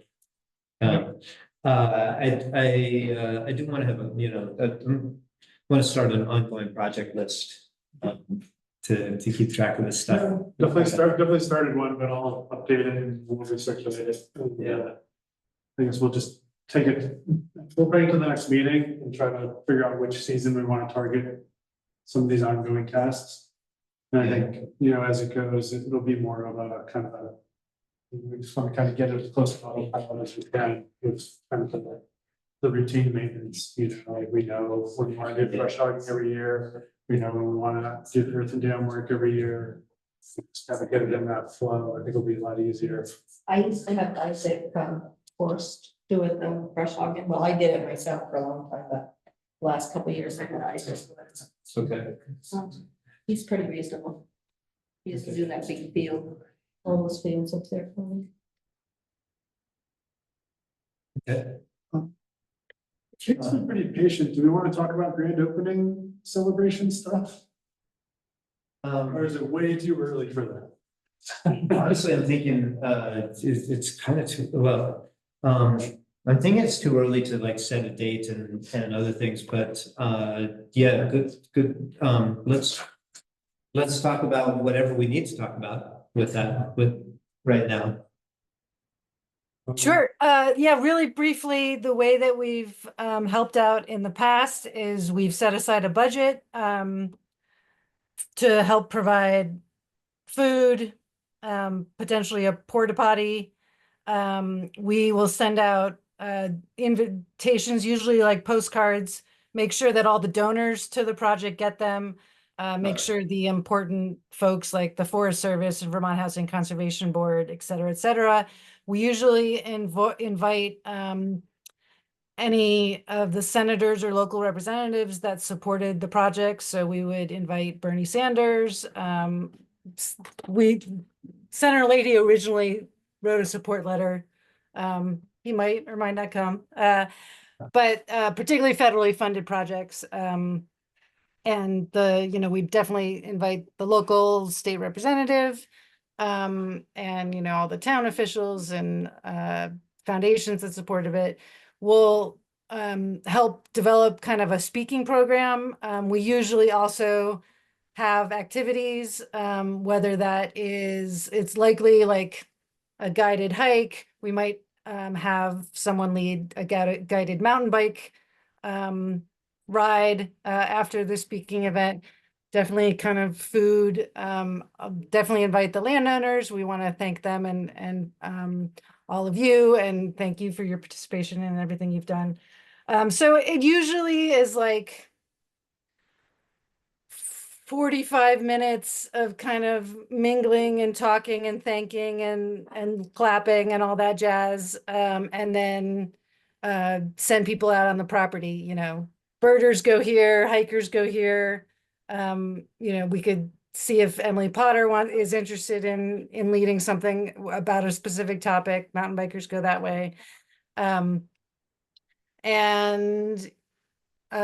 Yeah, so we can put off kind of all planning until next spring when we have a better idea of how long it's going to take for the trails to be done. But we definitely want to kind of have it as a ribbon cutting associated with the trails, which also brings up inviting kind of folks from the VOREC program at the state to help be part of the ribbon cutting for the trails. Fantastic. So it's I mean, the picture I get is it's a pretty big event for a lot of people from out of town. Well, no, I mean, it's a community event, but there are people we definitely need to invite that might be coming from out of town. I mean, you know, we're not going to get any Forest Service employees from DC, but we might get, you know, one from New Hampshire kind of thing. Yeah. It's for you, but it's also for everybody else that This participated. opportunity, when we're ready to announce that it's open, you know, some local press. Yeah, things like that. yeah. No, I think, you know, it's like I'm getting a picture of a almost like a weekend celebration, but I'm probably thinking way too big. But you know, you know, Celebrate as long as you want. That is what life is all about. Yeah. So it's good to get that picture. You know, that this you know, the schoolhouse restoration project got a grant. The wastewater has, you know, the wastewater bill has passed. It might be interesting to see about trying to coordinate something, you know, if there's other things that would be going on around town. To actually see if there's, you know, something other things that we might want to try and align with. And you know, maybe in our OT's annual meeting or something. I don't know, I'm just, you know, spitballing things at this point, but let's keep it in mind to see if there's other things we would want to coordinate with, and you know, yeah. Cool. Yeah, so the date primarily depends on, you know, has to be when Sinuosity has come close to finishing, if not being completely finished. Cool. Okay. Kind of bouncing around a little bit, but coming back to the project list and events. Signage. I know I've had a couple of sidebar conversations with Brad Horstman, who's done our town website and does a lot of other kind of graphic design stuff, and he's interested in getting involved in signage, and you know, maybe having something bringing a consistency to it. So just so everybody knows, that's a conversation that I've had a little bit, and we could probably explore more when we get into detailed stuff. I'm not sure about the timing of the FEMA buyout for our neighbor Tammy Westover. right? But one of the things that we should be thinking about is access out here, you know, straight across, as you cross the rail trail. I'm actually pondering myself whether to lead people up, you know, straight up the right of way on Saturday. I think I'm probably, you know, that's probably the answer. But anyway, that property is going to become town property, and you know, realistically should be managed with town forest more or less. You know, access to the northwest side of our property. At some level runs right past the no trespassing sign that's there right now. And the trail, the right of way is wet and mucky. And so we should consider, you know,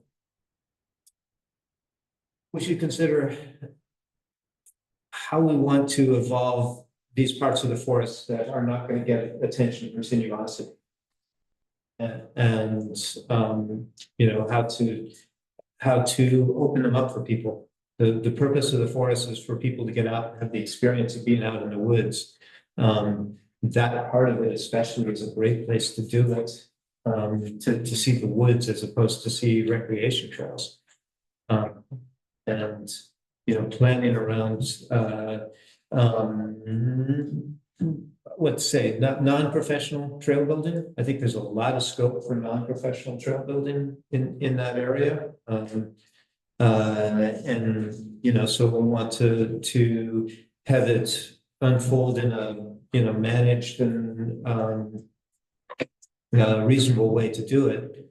And I would like to see it, you know, essentially made inviting and accessible for people at a reasonable pace. So more things to be thinking about. Jack. And Kate, if you're still on. I know that there's a lot of concern about road trails on the property, not conforming to the easement rules. Just we as a community go in there and start deciding we want to, you know, establish, you know, trails through the property. What kind of process will the easement holders expect of us in terms of the necessary steps? That's a really good question. And you know the process that Sinuosity had to go through to build all of those trails. And you know, you're probably looking at something similar to that. You're not going to, you know, just simple things like you're not going to want to put a trail through a wetland. So you're going to have some advice from an expert delineating where the wetlands are, for instance. You know, so there might be some permitting process that you might have to go through, just like Sinuosity did. So, you know, you don't want to go about it in a haphazard way, obviously. That would get you in trouble. It doesn't mean you can't use non-professional builders of the trail. But there's got to be some thought put into design and location and, you know, that kind of thing. It's not, you know, it's not just a matter of starting whacking down weeds and trees and thinking you have a trail, because, you know, the minute you start doing that and not knowing what you're doing, you're going to create problems with erosion, you know, that could get worse. You know, there are ways that trails should be built and there are ways that they shouldn't. And so you got to be careful, you know, if you're using, there's a lot of work that will have to go into effect before you start, you know, digging and cutting and things of that nature. Yeah.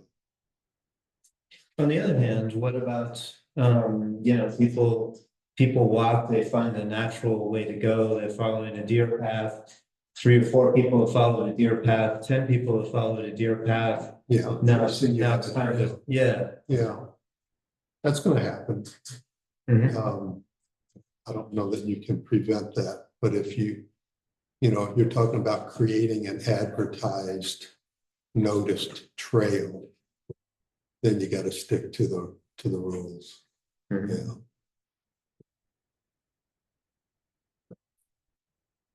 Seemed to me that building hiking trails would cause a lot less damage than putting a logging operation in there and letting somebody with an excavator or bulldozer build the road anywhere he felt like. And when the logging job is over, they go back and put an X number of water. That's about all they do. Yeah. So, you know, and that would be permissible. Whereas building a walking trail or biking trail shouldn't be any harder than building a logging. True. True. I think easier. In a lot of ways. I think the design is gonna be laid out. I think the right people and organizations have got to check it out. Yeah. And give their recommendations, and then I think it would be feasible. Yeah.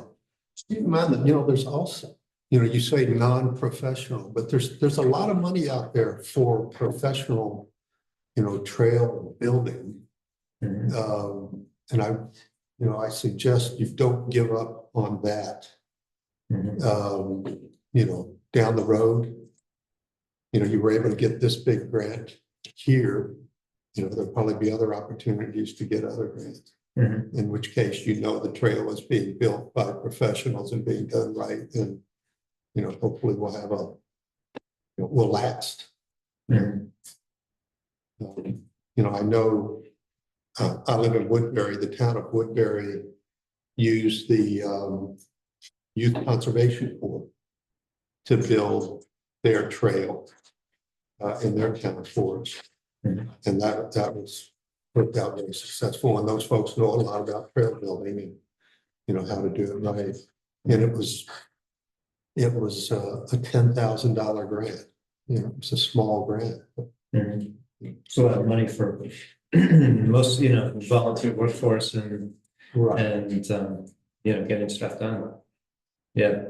I mean, you know, another thing on our list of things to look into as a committee is, frankly, I think there is a number of erosion sites aside from the Gates Farm Road that we might, or, you know, call them erosion or potential erosion sites, but especially up here on the Bourne property on some of the existing logging roads.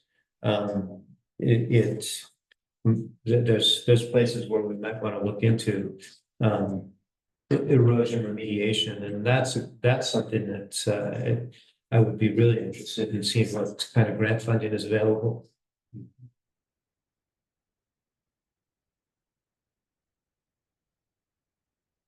You look like you were about to say something. No, another thing to do is we need a website for the town forest. Yeah. Because we just Googled the Woodbury Town Forest as he was talking. Yeah, Bradley has a template already kind of in the works, and we're kind of working a little bit behind the curtain on that. But, you know, really the message so far is that we don't quite want to make an announcement yet. Right. So, but it's just stating, just behind the curtain.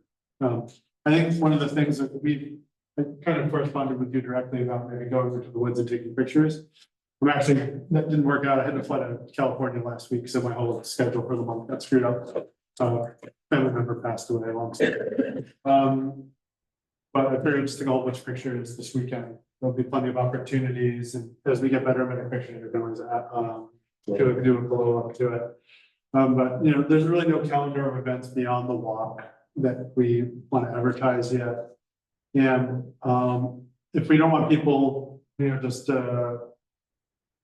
passing through the property without guidance at this point, we should probably at least get those protected area signs up before we do any kind, even a soft launch of it. Yeah, we're already filling in a template for that purpose. I didn't put it on the agenda because I figured it's a little bit carpet. We have photos of the forest, but where can we forward them to? Send them to me. I'll get them to browse. Anyone who has photos they want to share, even for the Instagram as well. always just send them along. Or even just post them in the Instagram and we'll get them later kind of thing if you want, that's fine too. Or send them to me, I'll post it in the official site, whatever, you can link to our site and Instagram, I think it's just, is it at Wolcott Woods? I think it's what it is. I'll resend it to you. I haven't done anything on it for over a year, because I haven't been out in the woods for about a year now. There was, it's just kind of like, there was this vibe of like, don't go out there, it might mess up the deal, so I'm just like, I'm not going back there. But now that it's ours, I mean, I think the big thing is just being clear about where you don't want my kids dropping. Because I mean, I have a pretty good idea of what not to walk in, but they may not have intuition developed yet, so that was kind of the limiting factor for me personally, but yeah, and, we have a shell of it ready to go. We just content. If you want to put it on the website, just send it to me. I'll get it to Bradley. We'll wordsmith it, workshop it. They'll do most of the making it look good part, making it function part.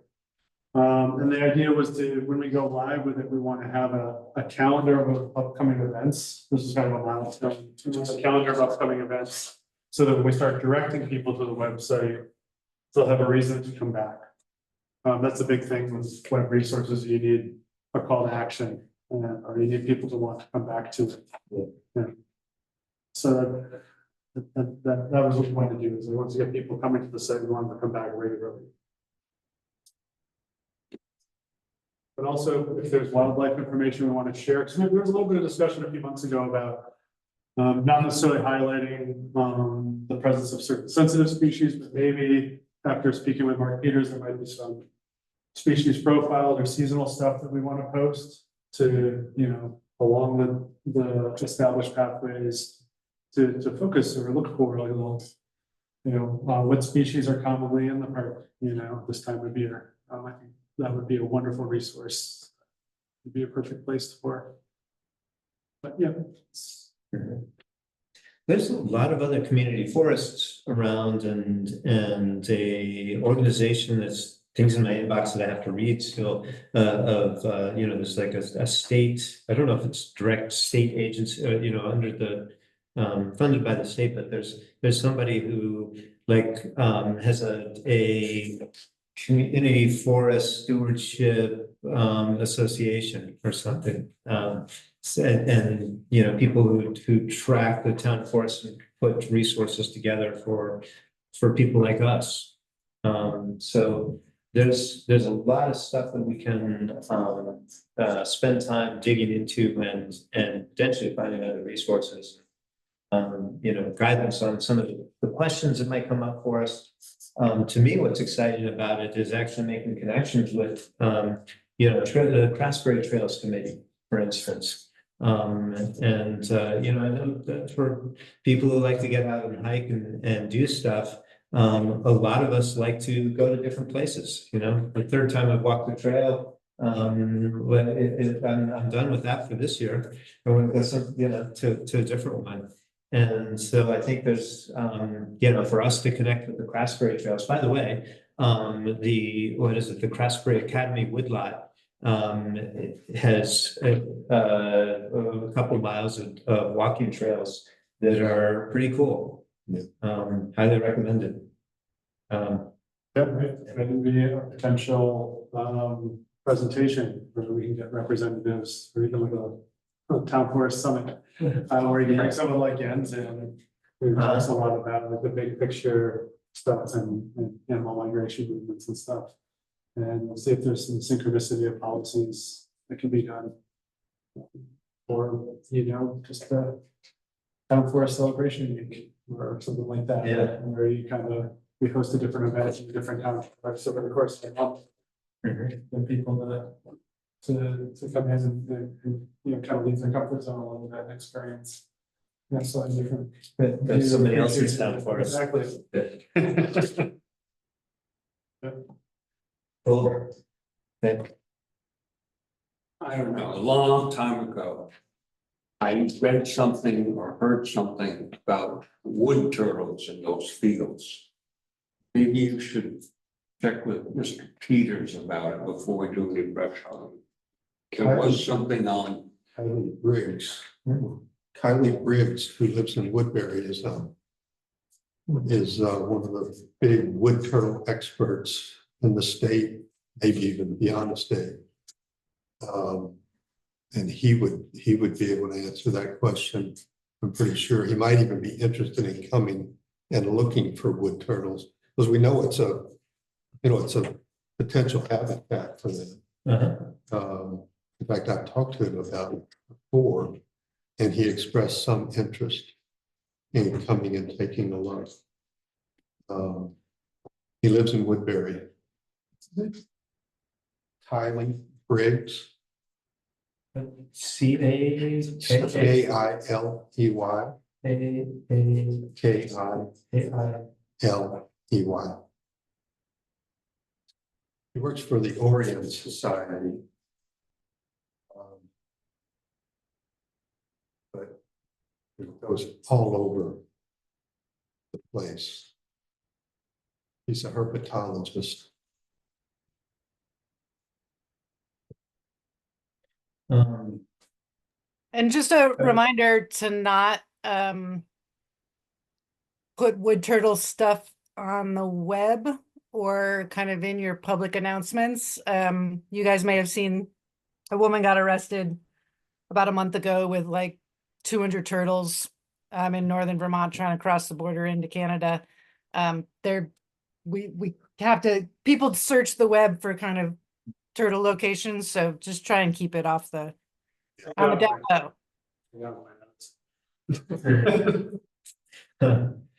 Right. Okay, Dave, do you want to try and get in touch with Kylie? Do you want, I would rather do you not. want to coordinate? Okay. I would rather not. I think, I'll be happy. Kylie is also on the Woodbury Conservation Commission. I'm a member, so I see him. In fact, I'll see him next Thursday, Okay, and I can mention this conversation with him and see what his interest level would be in coming and taking a look and answering your question about are there turtles up in that field that we should be worried with. yeah. It's a few weeks anyway before you even want to go out there. Yes. Yeah, Yeah. I'll see him next week. I think it was written in one of Rhoda's forest management plans. The area around the fields in particular, they noted that it's wood turtle habitat. Gotcha. So Okay. Well, if you can talk to Kylie and, pass it on to me and we'll stay in touch. Okay. And, Yeah. Yeah. Okay. Fantastic. the other thing is, if we vote for Jim Ryan, that would give us another elected representative from Wolcott that's very good at getting grants. So I think he'd be very glad to help us work on some of our quests. Yeah, and Jim has told me he wants to be part of any kind of volunteer trails committee and stuff like that. We got to keep him in the loop on that. He likes to get out in the woods and work on stuff. So, yeah. Okay. Only a couple minutes before 8. I've been pondering this, and so let me actually put it on the table and get feedback. For this walk on Saturday, I want to, have people meet here and walk up to the pond and back. There's a couple of ways. The right of way that's directly across from this road. It's got tall brush and doesn't look very inviting at the moment. Depends on how many people come out. If we have 10 people and we all go walking straight across there's going to be a path. And there's no trespassing sign there. It kind of rankles me a little bit because, two things. One is I don't wanna make it super inviting for people jumping off the rail trail to go up and, you know, the invitation for vandalism on the sugar equipment that's there. You know, that he's been renting the space, I don't know what arrangement he had with Tammy. To you know, pay for taps and place, but I personally, you know, don't want to ask him, you know, don't want to disrupt the sugaring operation. It's in place. Sugaring is a valid use case for forests, and I think personally think it's a good thing to leave it there. I don't want to, you know, people have talked about homeless folks coming through on the rail trail, and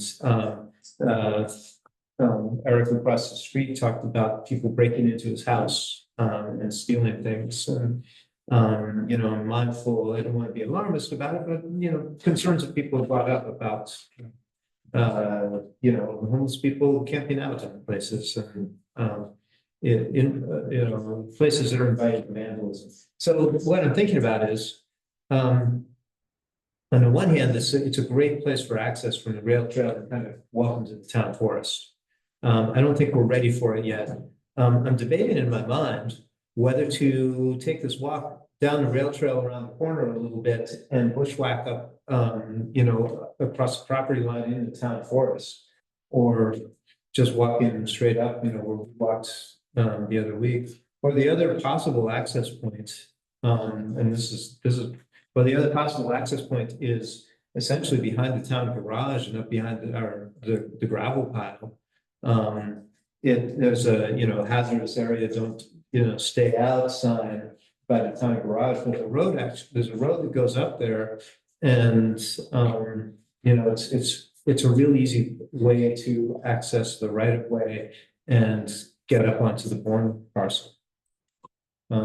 So I'm trying to figure out which route to take people on, open to ideas and comments. If you go down the trail, isn't that really steep? I know Leanne and I've been up to there before, and it was terrifically steep. Yeah, depending on where there's one place where I think, you know, you can Yeah. find your way up that's not terribly steep. Yeah, I think kind of. Yeah, I'll be there with my son, and we feel like we're pretty all terrain, so we'll make it either way, but Yeah. you know the access better than we do, so I'm willing to defer to your judgment. It's all new to us, so I don't really have a particular path in mind. Okay. From his 8-year-old perspective, anything that's adventurous is future. Yeah, he doesn't want to be pulled. Which he will remind us several times. I would think it might be just as easy to go up the gravel pits and go right across until we hit that trail. Yeah, it's easy. It would not, you know, a year from now, I hope we have a welcome to town, to the Wolcott Town Forest sign right out across the rail trail. But you know, and I'd also like to have it say, you know, please stay on the trail through the sugaring woods or something like that, or hit the trail clearly marked. But you know, as far as next weekend, maybe we go up to the gravel pits. Maybe that's an easy way to go. It's a little more adventurous in a certain sense. You probably want to run up the pile real quick. Just, you know, spice of life, right? Yeah.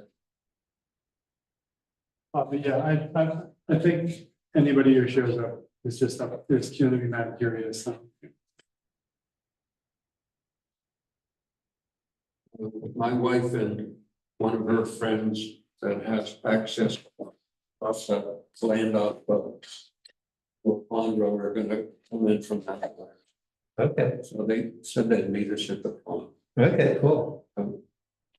We have a map that, you know, one of the maps in our folder actually shows a right of way going up your friend's driveway and then across the logging roads. What's is the name of the Trevor Court? Yeah. So there's a map that shows right of way there. It's interesting. The logger told me it was all ledge. Where the right of way is. Yeah. Some of that Oh. right of way is built, some of it has never been kind of used along that line. So it's a legal access, but it's not kind of an open forest road for folks to use. So you can use it, and the town can build a road or trail in there in the future since you have a light legal right of way, but it's not kind of really accessible right now. Mhm. Okay, cool. Good to know. Yeah, it'd actually be really cool to have a trail that went in there and worked its way, came to the pond and it came out down here. That would be a neat little loop. Okay.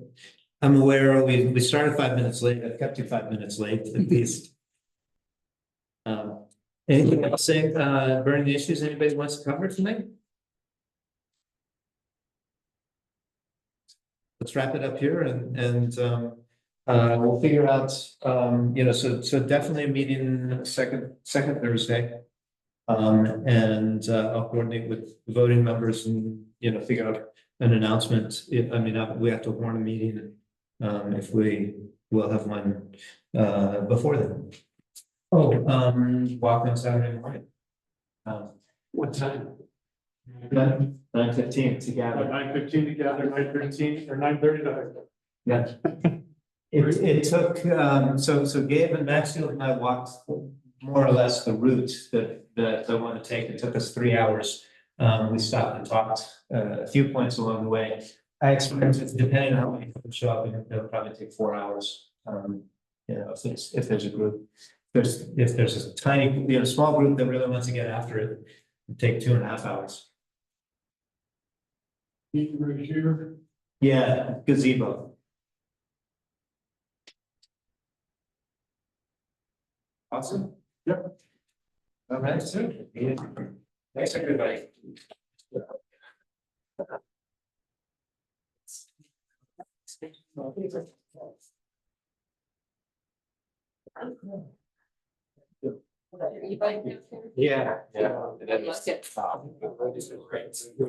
Just.